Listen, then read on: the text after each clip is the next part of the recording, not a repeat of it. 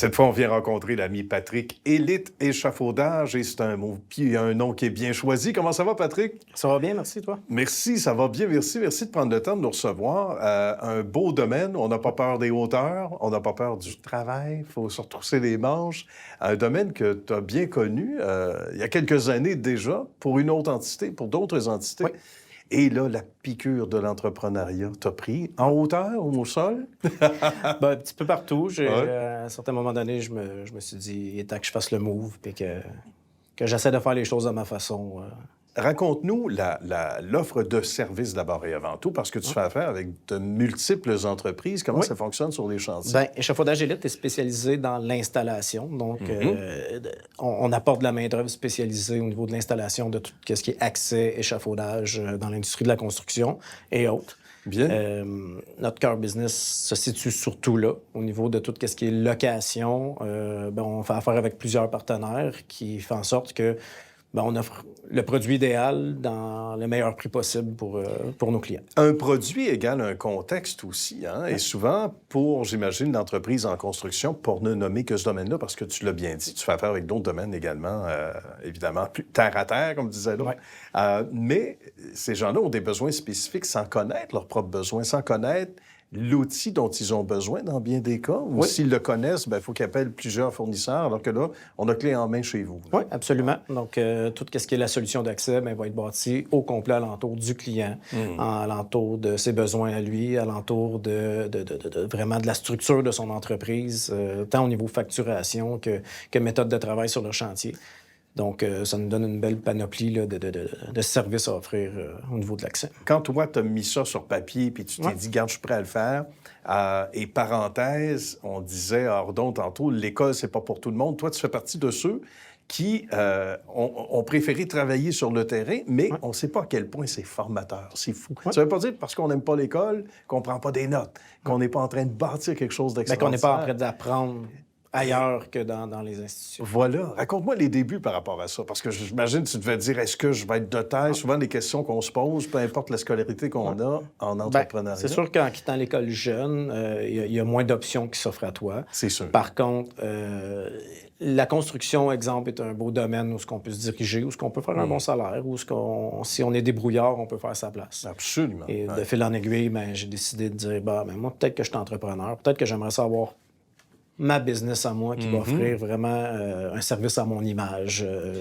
au niveau de la passion qui est de l'échafaudage, moi, puis de l'accès dans ce que j'aime faire. C'est vraiment très bien parce qu'en même temps, tu n'as pas d'inventaire non plus. Et ça, c'est une clé importante. Tu n'as pas besoin d'avoir finalement un local qui est grand comme un stade de football pour tout ranger l'équipement. Donc, tu as eu la brillance d'esprit de dire, regarde, moi, je vais faire affaire avec des gens et offrir l'espèce de clé en main, l'expression n'est pas exagérée, aux clients.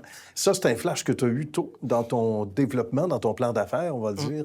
Absolument, parce qu'en partant de rien, si on veut dire ça comme ça, c'est sûr que d'avoir un inventaire qui est à plusieurs millions de dollars, dans ce temps-là, c'est mieux de ne pas devenir une compétition au niveau des fournisseurs d'équipements et devenir plus un aide à leur service, donc au niveau de l'installation, ce qui est notre spécialité à nous autres. Donc, en ayant plusieurs fournisseurs qui veulent faire affaire avec Échafaudage Élite et avec nos clients, on s'assure d'avoir une gamme de produits toujours disponibles et à meilleur prix, si on veut.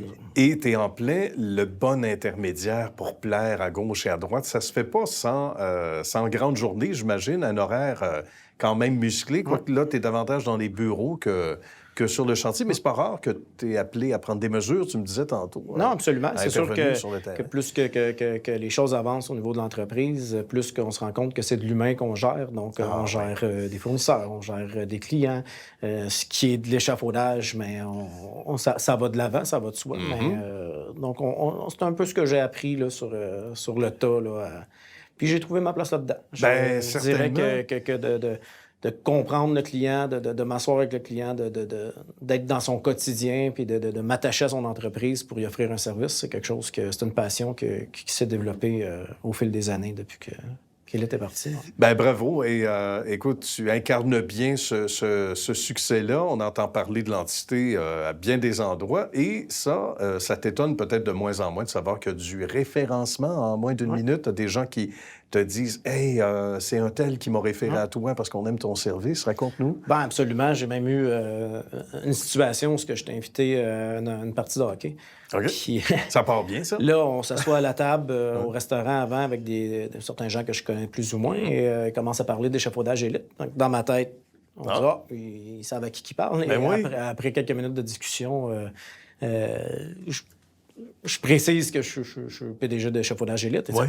C'est toi, c'est toi, échafaudage élite. Donc, il y a cette espèce de partie-là qui arrive où tu fais « Oh, attends une minute, OK, le nom se fait connaître et je suis fier de ça. » On a un petit peu le syndrome de l'imposteur en se disant moi, je fais ce que je peux, je fais des efforts, je m'amuse à grimper ça du mieux que je peux, puis à un certain moment donné, ça paie. La persévérance, elle paye, et on se rend compte que le nom fait son chemin. Et... C'est l'appréciation d'autrui qui fait le plus plaisir. Hein? Des fois, on se dit est-ce qu'on fait ça de la bonne façon, mais de savoir qu'on est apprécié de l'extérieur, surtout quand on ne sait pas à qui on parle.